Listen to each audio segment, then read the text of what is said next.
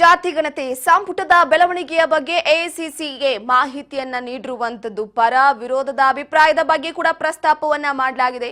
High command ಅಂಗಳವನ್ನ ಈಗ ಜಾತಿಗಣತಿ ತಲುಪಿರುವಂತದ್ದು ಪ್ರಮುಖವಾಗಿ ಈ ಜಾತಿಗಣತಿ ವಿಚಾರ ರಾಜ್ಯದಲ್ಲಿ ಜ್ವಾಲೆಯನ್ನ ಎಬ್ಬಿಸಿದೆ. ಈಗ ಹೈಕಮಾಂಡ್ ಅಂಗಳವನ್ನ ತಲುಪಿದೆ. ಯಾಕಂದ್ರೆ ಈಗಾಗಲೇ ಒಂದು ಕಡೆ ಹೈಕಮಾಂಡ್ ನಿಂದ ಒಪ್ಪಿಗೆಯನ್ನ ಪಡೆದೇ ಜಾತಿಗಣತಿಯ ವಿಚಾರಕ್ಕೆ ಸಂಬಂಧಪಟ್ಟಂತೆ ನಿರ್ಧಾರವನ್ನ ತೆಗೆದುಕೊಳ್ಳಲಾಗಿತ್ತು. ಸಂಪುಟದ ಬೆಳವಣಿಗೆಯ ಬಗ್ಗೆ ಎಐಸಿಸಿಗೆ ಮಾಹಿತಿಯನ್ನ ನೀಡಲಾಗಿದೆ. ಈಗಾಗಲೇ ಪ್ರಮುಖವಾಗಿ ಮೇ 2ರ ಸಭೆಗೂ ಮುನ್ನ ಸಂದೇಶವನ್ನ ಪಡೆಯುವ ಲೆಕ್ಕಾಚಾರದಲ್ಲಿರುವಂತದ್ದು ಖರ್ಗೆ. ರಾಹುಲ್ ಗಾಂಧಿಗೂ ಕೂಡ ಸವಾಲು ಎದುರಾಗಿದೆ. ಹೈಕಮಾಂಡ್ಗೆ ಮಾಹಿತಿಯನ್ನ ಸಿಎಂ ಸಿದ್ದರಾಮಯ್ಯನವರು ರವಾನಿಸಿದ್ದಾರೆ.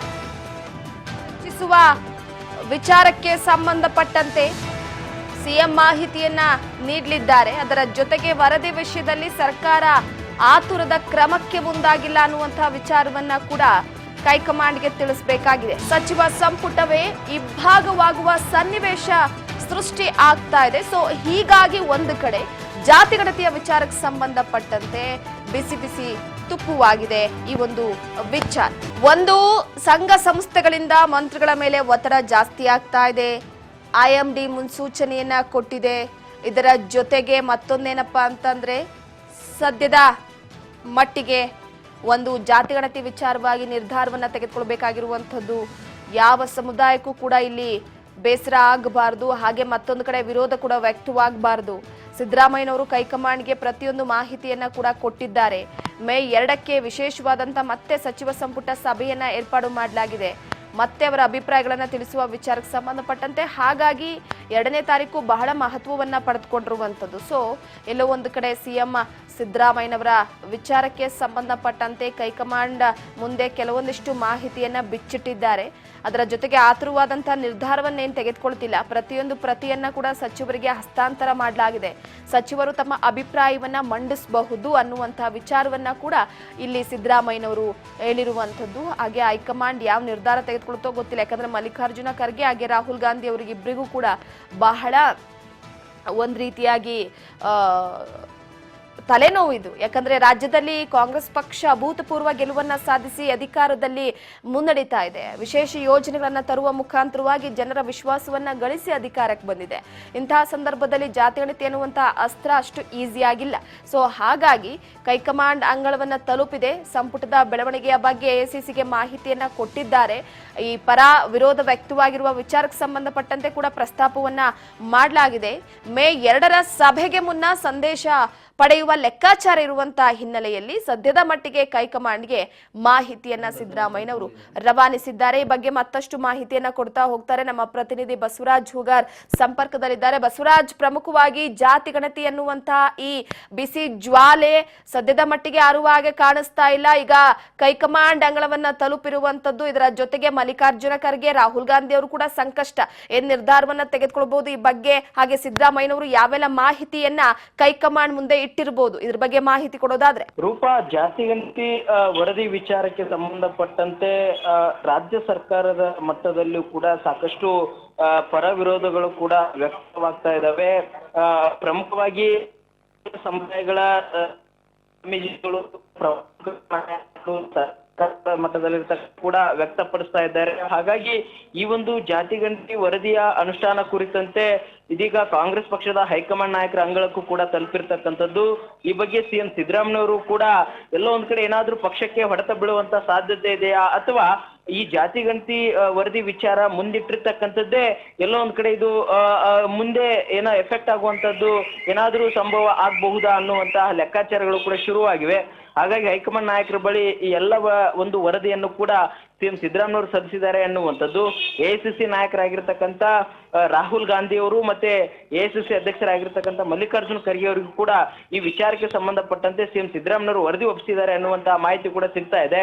ಯಾಕಂತಂದ್ರೆ ಈಗ ಸಾಕಷ್ಟು ಒಂದ್ ಕಡೆ ಇದನ್ನ ಅನುಷ್ಠಾನಗೊಳಿಸಬೇಕು ಅನ್ನುವಂಥದ್ದು ಒಂದು ಅಹಿಂದ ಸಮುದಾಯಗಳ ಸಚಿವರು, ಪ್ರಮುಖ ಮುಖಂಡರು ಕೂಡ ಒತ್ತಾಯವನ್ನ ಮಾಡ್ತಾ ಇದ್ದಾರೆ. ಇನ್ನೊಂದ್ ಕಡೆ ಪ್ರಬಲ ಸಮುದಾಯದ ಸಚಿವರು ಮತ್ತೆ ಮುಖಂಡರು ಕೂಡ ಎಲ್ಲೊಂದ್ ಕಡೆ ಈ ಒಂದು ವರದಿ ಅವೈಜ್ಞಾನಿಕವಾಗಿರ್ತಕ್ಕಂಥದ್ದು ಮತ್ತೆ ಮತ್ತೆ ಲೋಪದೋಷಗಳಿಂದ ಕೂಡಿದೆ, ಜನಸಂಖ್ಯೆಯನ್ನು ಕೂಡ ಕಡಿಮೆ ತೋರಿಸಲಾಗಿದೆ ಅನ್ನುವಂಥದ್ದು ಸ್ವತಃ ಸರ್ಕಾರದ ಮಟ್ಟದಲ್ಲಿರ್ತಕ್ಕಂಥ DCM DK ಶಿವಕುಮಾರ್ ಅವರು ಸೇರಿದಂತೆ ಲಿಂಗಾಯತ ಮತ್ತು ಒಕ್ಕಲಿಗ ಸಮುದಾಯದ ಸಚಿವರು ಕೂಡ ಹೇಳ್ತಾ ಇದ್ದಾರೆ. ಹಾಗಾಗಿ ಇದನ್ನ ವರದಿ ಜಾರಿಗೊಳಿಸಿದಂತ ಸಂದರ್ಭದಲ್ಲಿ ಇದಕ್ಕೆ CM ಸಿದ್ದರಾಮಯ್ಯ ನೇರ ಕಾರಣ ಅನ್ನುವಂಥದ್ದು ಆಗ್ಬಾರ್ದು. ಹಾಗಾಗಿ ಇದನ್ನ ವರದಿಯನ್ನ ನಾವು ಅನುಷ್ಠಾನಗೊಳಿಸುವಂತ ತರಾತುರಿ ಏನಿಲ್ಲ, ಇದರ ಬಗ್ಗೆ ಸಮಗ್ರವಾಗಿರ್ತಕ್ಕಂಥ ಚರ್ಚೆ ಕೂಡ ನಡೆಸ್ತೇವೆ ಅನ್ನುವಂಥದ್ದನ್ನ ಹೈಕಮಾಂಡ್ ನಾಯಕರಿಗೂ ಕೂಡ ಹೇಳುವಂತ ನಿರ್ಧಾರಕ್ಕೆ CM ಸಿದ್ದರಾಮಯ್ಯ ಮುಂದಾಗಿರ್ತಕ್ಕಂಥದ್ದು. ಹಾಗಾಗಿ ಮೇ 2ರಂದು ಏನ್ ಪುನಃ ಸಚಿವ ಸಂಪುಟ ಸಭೆ ಇದೆ, ಆ ಸಭೆಯ ಒಂದು ಅವಧಿಕ್ಕಿಂತ ಮುಂಚಿತವಾಗಿ AICC ನಾಯಕರಿಗೆ ಇದರದ ಎಲ್ಲವನ್ನೂ ಕೂಡ CM ಸಿದ್ದರಾಮಯ್ಯ ಅವರು ಪಿನ್ ಟು ಪಿನ್ ಮಾಹಿತಿಯನ್ನ ಸಲ್ಲಿಸಿ ನಾವು ಯಾವುದೇ ರೀತಿಯಾಗಿ ಆ ತರದ ನಿರ್ಧಾರ ತೆಗೆದುಕೊಳ್ಳಲ್ಲ, ಮತ್ತೆ ಇದರ ಬಗ್ಗೆ ಸಾಕಷ್ಟು ಏನು ತಜ್ಞರ ಸಲಹೆಯನ್ನು ಕೂಡ ಪಡೆದುಕೊಳ್ತೇವೆ, ಅದಾದ ಬಳಿಕ ನಮ್ಮ ಒಂದು ಸರ್ಕಾರದ ಮಟ್ಟದಲ್ಲಿರ್ತಕ್ಕಂಥ ನಿರ್ಧಾರವನ್ನು ತೆಗೆದುಕೊಳ್ತೇವೆ ಅನ್ನುವಂಥದ್ದನ್ನು ಕೂಡ ರಾಹುಲ್ ಗಾಂಧಿ ಅವರಿಗೆ ಮತ್ತೆ ಮಲ್ಲಿಕಾರ್ಜುನ್ ಖರ್ಗೆ ಅವರಿಗೆ ಮನವರಿಕೆ ಮಾಡಿಕೊಡುವಂತ ಪ್ರಯತ್ನಕ್ಕೆ CM ಸಿದ್ದರಾಮಯ್ಯ ಅವರು ಮುಂದಾಗಿರ್ತಕ್ಕಂಥದ್ದು. ರೂಪ ಎಸ್, ಪ್ರಮುಖವಾಗಿ ಬಸವರಾಜ್ ನೋಡಿ ಮತ್ತೊಂದೇನಾಗಿದೆ ಅಂದ್ರೆ, ಯಾಕಂದ್ರೆ ಇದೇ ತಿಂಗಳ 17ನೇ ತಾರೀಕು ಸಚಿವ ಸಂಪುಟ ಸಭೆಯನ್ನ ಏರ್ಪಾಡು ಮಾಡಲಾಗಿತ್ತು, ಅಲ್ಲಿ ಅಂತಿಮವಾದ ನಿರ್ಧಾರ ತೆಗೆದುಕೊಳ್ಳಲಾಗುತ್ತೆ ಅಂತ ಊಹಿಸಲಾಗಿತ್ತು. ಆದ್ರೆ ಅದು 2ನೇ ತಾರೀಕಿಗೆ ಮುಂದೂಡಿಕೆ ಆಗಿದೆ. 2ನೇ ತಾರೀಕು ಕೂಡ ಸ್ವಲ್ಪ ಸಂಶಯ ಇದೆ, ಯಾಕಂದ್ರೆ ಪಟ್ಟು ಹಿಡಿದಂತವರು ಯಾವುದೇ ಕಾರಣಕ್ಕೂ ಪಟ್ಟನ್ನ ಬಿಡುವ ಹಾಗೆ ಕಾಣಿಸ್ತಾ ಇಲ್ಲ. ಅದರ ಜೊತೆಗೆ ಸಂಘ ಸಂಸ್ಥೆಗಳ ಒತ್ತಡ ಇರುವಂತಹ ಹಿನ್ನೆಲೆಯಲ್ಲಿ ಇಲ್ಲಿ ಸಚಿವಗಳು ಸೋಲ್ಲೇಬೇಕಾಗುತ್ತೆ. ಜಾತಿಗಣತಿ ವಿಚಾರಕ್ಕೆ ಸಂಬಂಧಪಟ್ಟಂತೆ ಅಕ್ಸೆಪ್ಟ್ ಮಾಡ್ಕೊಳ್ಳೋದಕ್ಕೆ ಸಾಧ್ಯವೇ ಇಲ್ಲ ಅನ್ನುವ ರೀತಿಯಲ್ಲಿ ಇರಬಹುದಾ ಅಂತ. ಮತ್ತೆ ಸಂಘ ಸಂಸ್ಥೆಗಳು ಕೂಡ ಮತ್ತೆ ಮಠ ಮಾನ್ಯಗಳ ಒಂದು ಸ್ವಾಮೀಜಿಗಳು ಕೂಡ ಸಾಕಷ್ಟು ವಿರೋಧವನ್ನು ಕೂಡ ವ್ಯಕ್ತಪಡಿಸ್ತಾ ಇದ್ದಾರೆ. ಈ ಒಂದು ಜಾತಿ ಗಣತಿಯಲ್ಲಿರ್ತಕ್ಕಂಥದ್ದು ಅಂಕಿ ಸಂಖ್ಯೆಗಳು ಕೂಡ ತಪ್ಪಾಗಿರ್ತಕ್ಕಂಥದ್ದು. ನಾವೇ ಬೇಕಾದ್ರೆ ಸ್ವತಃ ನಮ್ಮ ಸಮುದಾಯಗಳಿಂದ ಒಂದು ನಮ್ಮ ಜನಸಂಖ್ಯೆಯನ್ನು ಕೂಡ ಜಾತಿಯನ್ನು ಕೂಡ ನಾವು ಗುರುತಿಸುವಂತ ಪ್ರಯತ್ನ, ಸಮೀಕ್ಷೆಯನ್ನು ಮಾಡಿಸುವಂತ ಪ್ರಯತ್ನ ಮಾಡ್ತೇವೆ. ಆದ್ರೆ ರಾಜ್ಯ ಸರ್ಕಾರ ಎಲ್ಲ ಒಂದು ಕಡೆ ನಮ್ಮ ಸಮುದಾಯದಲ್ಲಿ ಇರ್ತಕ್ಕಂಥ ಜನರನ್ನೇ ಅವರು ಸಂಪರ್ಕ ಮಾಡಿಲ್ಲ, ಅಥವಾ ಕೆಲವೊಂದಿಷ್ಟು ಜನಸಂಖ್ಯೆಯನ್ನು ಕೂಡ ಅವರು ವರದಿ ತೆಗೆದುಕೊಳ್ಳುವಂತ ಸಂದರ್ಭದಲ್ಲಿ ಅದನ್ನ ಪರಿಗಣನೆ ಕೂಡ ತೆಗೆದುಕೊಂಡಿಲ್ಲ. ಹಾಗಾಗಿ ಎಷ್ಟೋ ಲೋಪದೋಷಗಳು ಕೂಡ ಅದರಲ್ಲಿ ಕೂಡಿರ್ತಕ್ಕಂಥದ್ದು ಅನ್ನುವಂಥದ್ದನ್ನ ಪ್ರಮುಖವಾಗಿ ಸಾಕಷ್ಟು ವಿರೋಧವನ್ನು ವ್ಯಕ್ತಪಡಿಸ್ತಾ ಇದ್ದಾರೆ. ಹಾಗಾಗಿ ಕೆಲವು ಪ್ರಬಲ ಸಮುದಾಯದ ಸ್ವಾಮೀಜಿಗಳಾಗಿರ್ಬೋದು ಮತ್ತೆ ಸರ್ಕಾರದ ಮಟ್ಟದಲ್ಲಿರ್ತಕ್ಕಂಥ ಸಚಿವರಾಗಿರ್ಬೋದು ತೀವ್ರ ವಿರೋಧವನ್ನ ವ್ಯಕ್ತಪಡಿಸಿದಂತ ಸಂದರ್ಭದಲ್ಲಿ ಯಾವ ರೀತಿಯಾಗಿ ತೆಗೆದುಕೊಂಡು ಹೋಗ್ಬೇಕು ಅನ್ನುವಂಥದ್ದು ಕೂಡ ಗೊಂದಲಕ್ಕೂ ಕೂಡ ರಾಜ್ಯ ಕಾಂಗ್ರೆಸ್ ನಾಯಕರು ಇರುವಂಥದ್ದು ಮತ್ತೆ ಹೈಕಮಾಂಡ್ ನಾಯಕರು ಬಳಿ ಕೂಡ ಇರುವಂಥದ್ದು. ಹಾಗಾಗಿ ಈಗ ಮೇ 2ನೇ ತಾರೀಕಿನ ನಡೀತಕ್ಕಂಥ ಸಚಿವ ಸಂಪುಟದಲ್ಲಿ ಕೂಡ ಇದನ್ನ ಅವತ್ತೇ ಅನುಷ್ಠಾನ ಮಾಡ್ತೇವೆ ಅನ್ನುವಂಥದ್ದು ಕೂಡ ಇಲ್ಲ.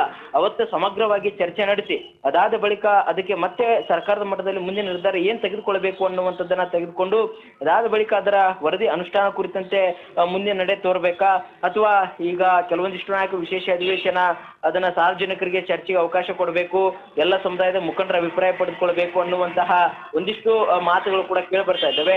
ಅವುಗಳನ್ನ ಪಾಲನೆ ಮಾಡ್ಬೇಕಾ, ಅಥವಾ ತಜ್ಞರ ಸಮಿತಿ ಒಂದು ರಚನೆ ಮಾಡಿ ಅದಕ್ಕೇನಾದ್ರೂ ಈ ಬಗ್ಗೆ ಲೋಪದೋಷವನ್ನು ಸರಿಪಡಿಸುವಂತ ಪ್ರಯತ್ನಕ್ಕೆ ಮುಂದಾಗಬೇಕಾ, ಇವೆಲ್ಲವನ್ನು ಕೂಡ ಚರ್ಚೆ ನಡೆಸಿ ಮುಂದಿನ ಒಂದು ಈ ಜಾತಿಗಣತಿ ವರದಿಯ ವಿಚಾರದಲ್ಲಿ ಸಾಗೋಣ ಅನ್ನುವಂತಹ ಲೆಕ್ಕಾಚಾರದಲ್ಲಿ CM ಸಿದ್ದರಾಮಯ್ಯ ಮತ್ತೆ ಕಾಂಗ್ರೆಸ್ ಪಕ್ಷದ ನಾಯಕರು ಇರುವಂತದ್ದು. ರೂಪ ಎಸ್, ಥ್ಯಾಂಕ್ ಯು ನಿಮ್ಮೆಲ್ಲ ಮಾಹಿತಿಗಾಗಿ ಬಸವರಾಜ್.